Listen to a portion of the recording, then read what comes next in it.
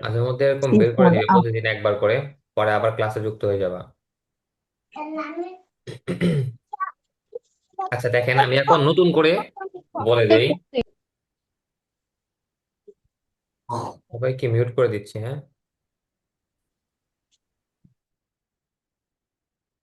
দেখেন, news presenter. News presenter মানে সংবাদ উপস্থাপক। নিউজ প্রেজেন্টার সংবাদ উপস্থাপক, উপরে গেছিল হচ্ছে জার্নালিস্ট, সাংবাদিক, রিপোর্টার, প্রতিবেদক। এরপর হচ্ছে নিউজ প্রেজেন্টার সংবাদ উপস্থাপক। নিউজ রিডার সংবাদ পাঠক। নিউজ রিডার সংবাদ পাঠক। ডেন্টিস্ট দন্ত চিকিৎসক। Pharmacist pharmacist. ডেন্টিস্ট দন্ত চিকিৎসক। Pharmacist pharmacist. ফায়ার ফাইটার দমকল কর্মী। সেইলার নাবিক। সেইলার নাবিক। আর উপর আমরা পড়ছিলাম হচ্ছে টেইলার দর্জি। সেইলার নাবিক। ম্যাজিশিয়ান জাদুকর। নার্স সেবিকা। ম্যাজিশিয়ান জাদুকর নার্স সেবিকা। পোর্টার। পোর্টার মানে কুলি। পোর্টার কুলি। শেফার্ড রাখাল। শেফার্ড রাখাল। নার্স সেবিকা। কনস্ট্রাকশন ওয়ার্কার নির্মাণ শ্রমিক। ফ্লোরিস্ট ফুল বিক্রেতা। গার্ডেনার মালি। ফ্লোরিস্ট ফুল বিক্রেতা। গার্ডেনার মালি। হাউস কিপার গৃহকর্মী। হাউস ওয়াইফ গৃহিণী। ওয়েটার খাদ্য পরিবেশক। ওয়েট্রিস খাদ্য পরিবেশিকা। ডিজাইনার নকশাকার। লাইব্রেরিয়ান গ্রন্থাগারিক। পেইন্টার চিত্রশিল্পী। ফটোগ্রাফার আলোকচিত্রকার। ক্যাশিয়ার কোষাধ্যক্ষ। ফিজিশিয়ান চিকিৎসক। ফিজিশিয়ান চিকিৎসক। ট্রান্সলেটর অনুবাদক। মুয়াজ্জিন মুয়াজ্জিন। সবাই একটু পড়েন তো, এই করে মুখস্থ করেন এই 70 পর্যন্ত। নিউজ নিউজ প্রেজেন্টার সংবাদ প্রেজেন্টার সংবাদ উপস্থাপক, নিউজ প্রেজেন্টার নিউজ রিডার সংবাদ সংবাদ নিউজ উপস্থাপক, প্রেজেন্টার ফার্মাসিস্ট সংবাদ উপস্থাপক, reader, fire fighter news reader dentist দন্ত সংবাদ চিকিৎসক, টিচার পাঠক, সংবাদ, দন্ত ফার্মাসিস্ট, চিকিৎসক, ডেন্টিস্ট, ফায়ার ফাইটার দন্ত দমকল চিকিৎসক, টেইলার ফার্মাসি, নাবিক ম্যাজিশিয়ান জাদুকর নার্স কনস্ট্রাকশন সেবিকা ফার্মাসিস্ট, পোশাক কুলি pharmacist, chef gardener shepherd shepherd রাখাল দমকর্মী, নার্স সেবিকা টেইলর নাবিক, কনস্ট্রাকশন ওয়ার্কার ম্যাজিশিয়ান জাদুকর, ডিজাইনার ফরেস্ট ফুল বিক্রেতা নার্স গার্ডেনার সেবিকা, পোর্টার কুলি, হাউসকিপার গৃহকর্মী রাখাল, নাচ, গৃহিণী এছাড়া খাদ্য পরিবেশক ওয়ার্কার, নির্মাণ শিপিং, শ্রমিক, ওয়েটারেস রাখাল, ফ্লোরিস্ট, ওয়েটারিস বিক্রেতা, খাদ্য নার্স পরিচারিকা সেবিকা, ডিজাইনার গার্ডেনার নকশা মালিক, লাইব্রেরিয়ান গ্রন্থাগারিক নির্মাণ শ্রমিক, ফ্লোরিস্ট, ফুল পেইন্টার বিক্রেতা, চিত্রশিল্পী গার্ডেনার মালি, ফটোগ্রাফার আলোকচিত্রকর খাদ্য হাউস পরিবেশক, কিপার কেশিয়ার কোষাধ্যক্ষ ডিজাইনার, গৃহকর্মী, নকশাকার, হাউসওয়াইফ গৃহিণী, ফিজিশিয়ান লাইব্রেরিয়ান, চিকিৎসক ওয়েটার খাদ্য পরিবেশক, ট্রান্সলেটর প্রিন্টার, অনুবাদক ওয়েট্রেস খাদ্য ফটোগ্রাফার, পরিবেশিকা, মুয়াজ্জিন মুহাজ্জিন ডিজাইনার নকশাকার, লাইব্রেরিয়ান হ্যাঁ, একটু পড়তে থাকেন, মুখস্থ ঠিক আপনাদের। গ্রন্থাগারিক, জি স্যার পেইন্টার চিত্রশিল্পী, ফটোগ্রাফার আলোকচিত্রকর,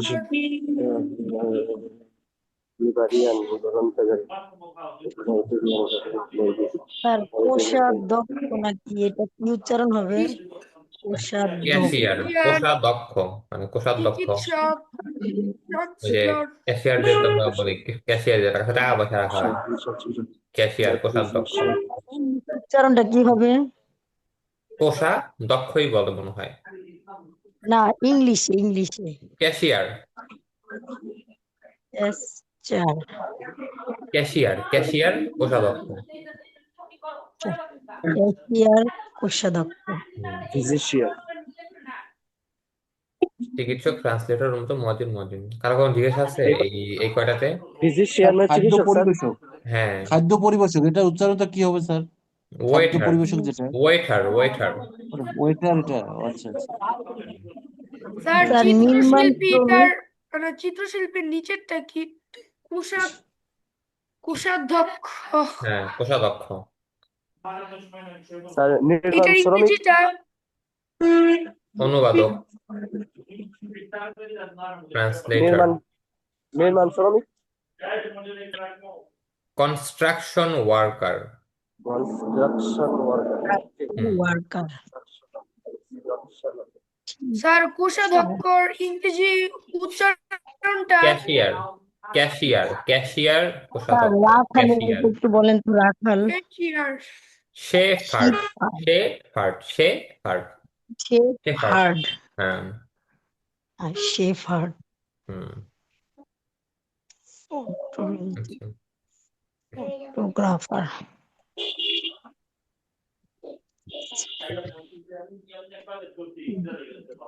চিকিৎসক। আচ্ছা, এরপরে দেখেন, গেটম্যান, দারোয়ান, বিজনেসম্যান, ব্যবসায়ী। গেটম্যান, দারোয়ান, বিজনেসম্যান, ব্যবসায়ী। ফিশারম্যান, জেলে। সেলসম্যান, পণ্য বিক্রেতা। রিপেয়ারম্যান, মেরামতকারী। পোস্টম্যান, ডাকপিয়ন।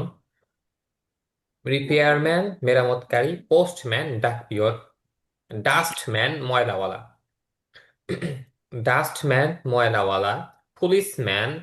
পুলিশ। ক্রাফটসম্যান, এটা টিটা উচ্চারণ আসবে না। ক্রাফটসম্যান, কারিগর। স্পোর্টসম্যান, খেলোয়াড় বা ক্রীড়াবিদ। জেন্টলম্যান, ভদ্রলোক। স্পোক্সম্যান, মুখপাত্র।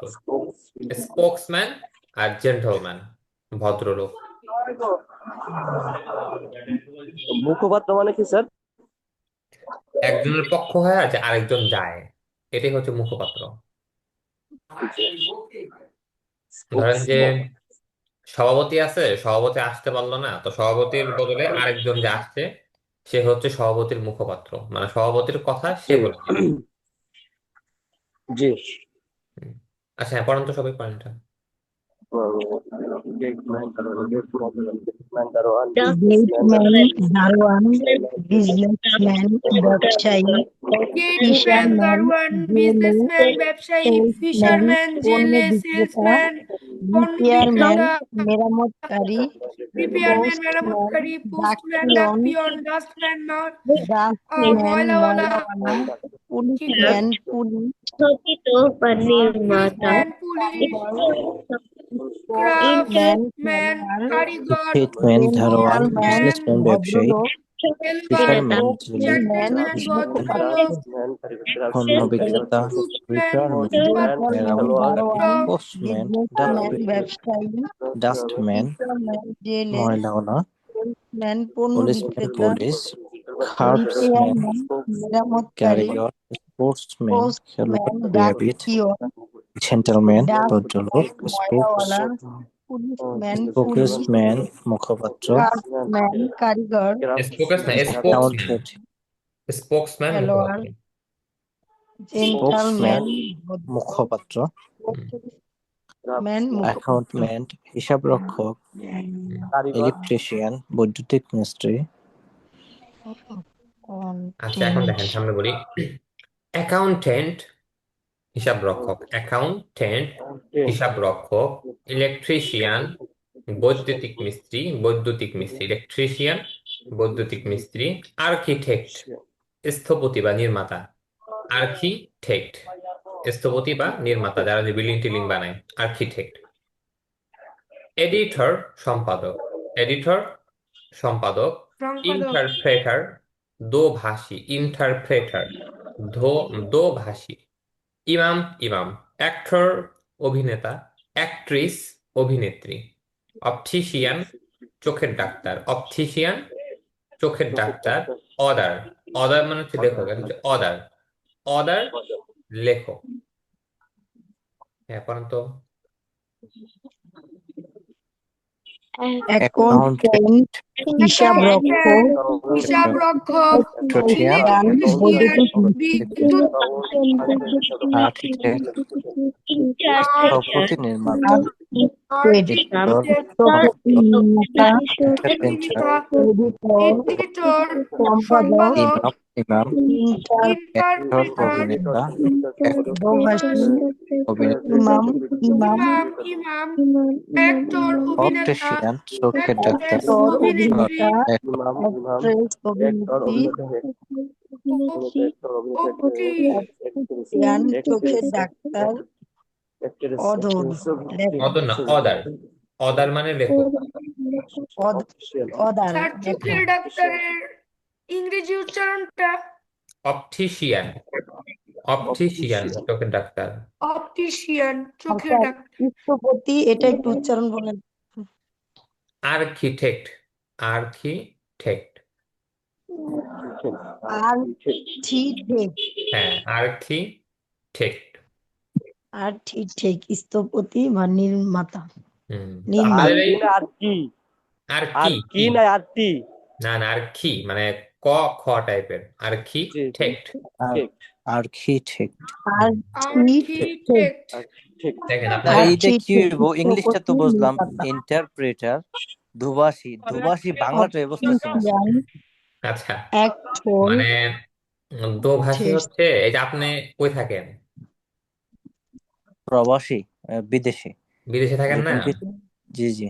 ধরেন যে এই যে আপনার ভাষা একটা হুম আর ওই দেশের মানুষের ভাষা আরেকটা। তো ওই যে অনেকে দেখেন না মানে কথা যে অনুবাদ করে দেয়, এর কথা হুম এর হুম বুঝা দেয়, মানে বড় বড় দেখবেন যে প্রেসিডেন্ট টেসিডেন্ট বা এদের সাথে থাকে, হুম হুম। এদের বলা হচ্ছে দোভাষী, যে দুইটা ভাষা আর্কিটেক্ট, বলে, একে বলা হচ্ছে আচ্ছা, দোভাষী। ইন্টারপ্রেটার।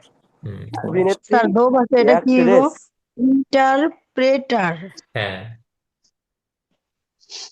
ইন্টারপ্রেটার দোভাষী। হুম, আর অ্যাক্ট্রেস আর্কিটেক্ট, স্থপতি বা নির্মাতা। হ্যাঁ কি বললেন? অ্যাক্ট্রেস মানে অভিনেত্রী হ্যাঁ হ্যাঁ, অ্যাক্ট্রেস অভিনেত্রী।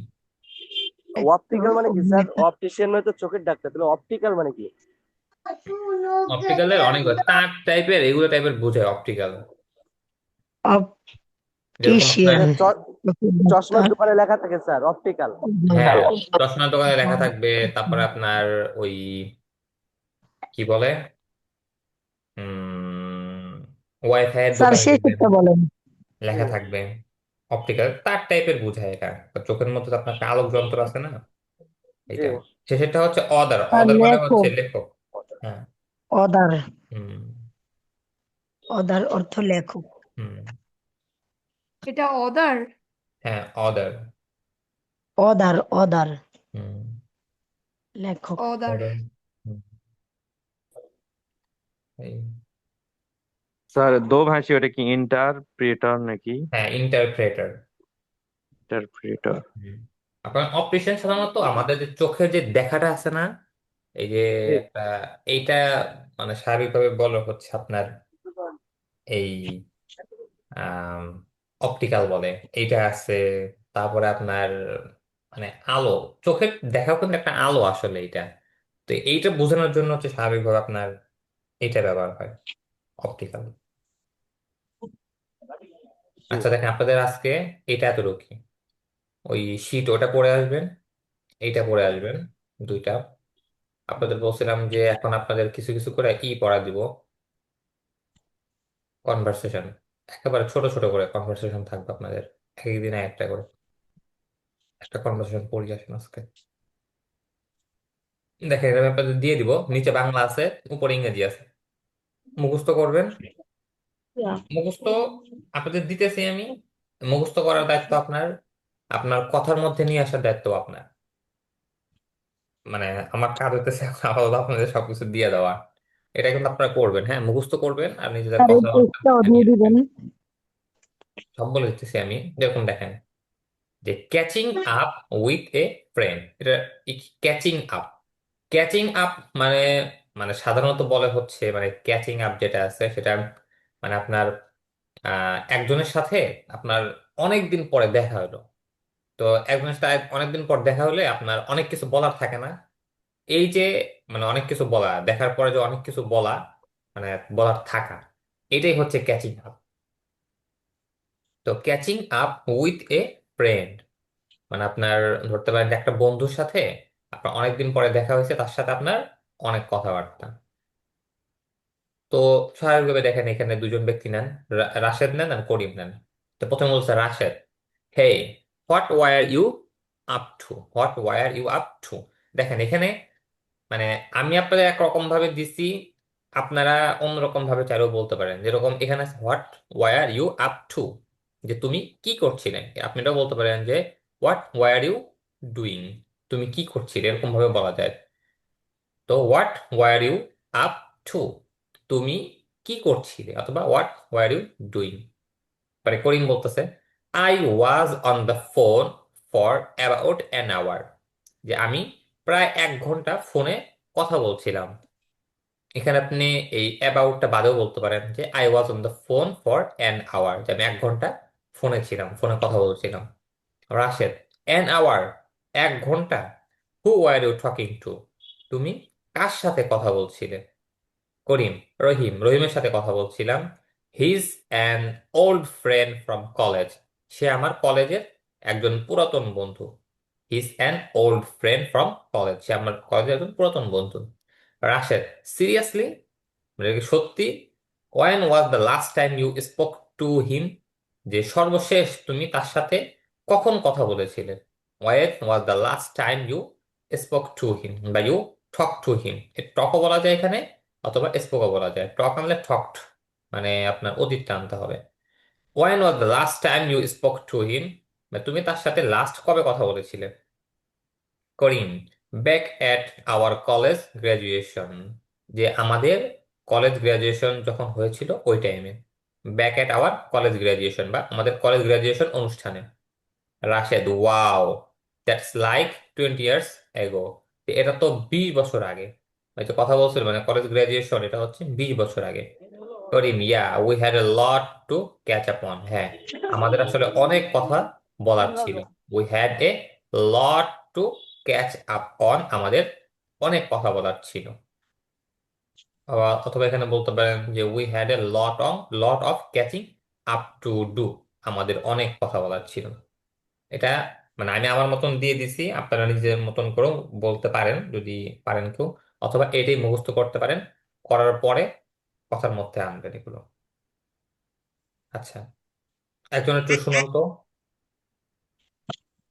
Rashed, hey, what war you up to? Hmm, Rashed, আরে কি নিয়ে ব্যস্ত ছিলে?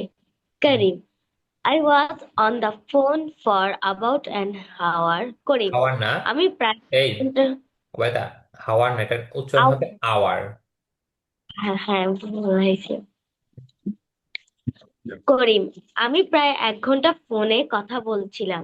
Rashed, an hour, who were you talking two?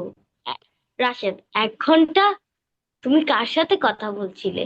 Karim, Rahim Rahim, he is an old friend from college, সে আমার কলেজের পুরনো বন্ধু। রাশেদ, সিরিয়াসলি? স্যার সিরিয়াসলি অর্থটা যদি বলে দিতেন, ভুলে গেছি। সত্যি সত্যি অথবা সিরিয়াসলি, এটা আসলেই এরকম। এটা এটা হচ্ছে কথার মধ্যে আসে, এগুলো আলাদা ওরকম কোনো অর্থ হয় না। কথার মধ্যে মানে একটু আশ্চর্য বোঝানোর জন্য, যে সিরিয়াসলি তুমি তোমার পুরাতন বন্ধুর সাথে কথা বলছিলে, এটা কি সত্য। সত্যি? হুম, when was the last time you spoke to him? হুম, তুমি তার সাথে শেষবার কখন কথা বলেছিলে? Karim, Karim, back at our college graduation, আমাদের কলেজ গ্রাজুয়েশনের পরে। আগে মানে স্যার, কলেজ গ্রাজুয়েশনের পরে না, মানে বলতে পারো যে আমাদের গ্রাজুয়েশন মানে কলেজ গ্রাজুয়েশন অনুষ্ঠানে। আমাদের কলেজ গ্রাজুয়েশন অনুষ্ঠানে। Hmm, Rashed, wow wow, hmm, that's like 20 years ago, hmm, এটা 20 বছর আগের। হুম, করিম, ইয়ে, হ্যাঁ, we had a lot to catch up on.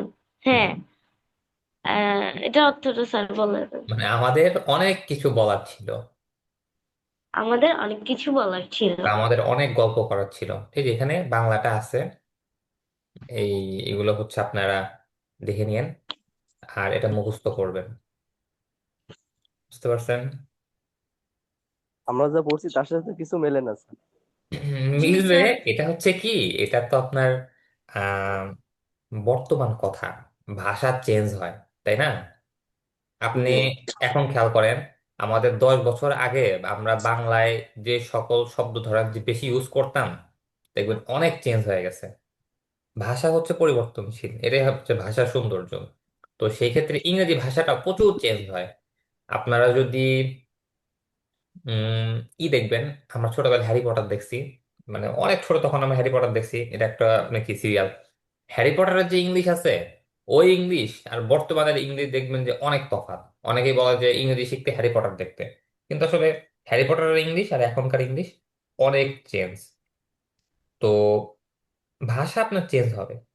আমরা যেরকম ওই যে বলছিলাম যে এখানে ধরেন যদি পড়ি যে হেই, এই যে আপনি হেইটা না বলতে পারেন, ইচ্ছা আপনার what war you up to, এখানে আপনি কি বলবেন যে হোয়াট ওয়ার ইউ ডুইং।